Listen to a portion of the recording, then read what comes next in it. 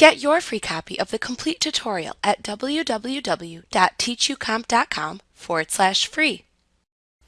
You can transform an existing selection to move, resize, or rotate an existing selection within an image.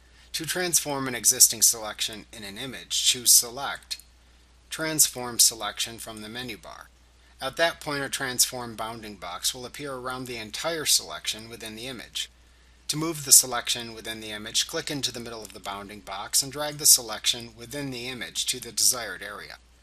To resize the selection, place your mouse pointer directly over the resizing handle located at each side and each corner of the bounding box that corresponds to the direction in which you want to resize the selection. When your mouse pointer turns into a double-pointed arrow intersected by a small line, you can then click and drag in either direction shown by the arrow to resize the selection in that direction.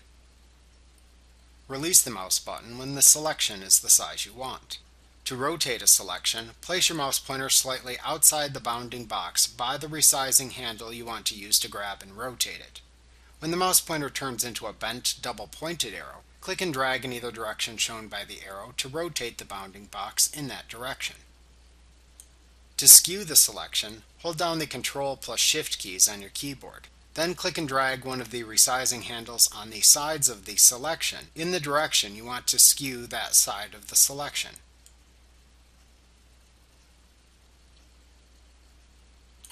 To freely distort a selection, hold down the Control key on your keyboard and then click and drag one of the resizing handles on the sides or corners of the selection in the direction you want to distort the selection. After making transformations to a selection, click the green check mark in the lower right corner of the bounding box to apply the transformations to the selection. To cancel the transformations to the selection, click the red Cancel button in the lower right corner of the bounding box instead. Like what you see? Pick up your free copy of the complete tutorial at www.teachucomp.com/free.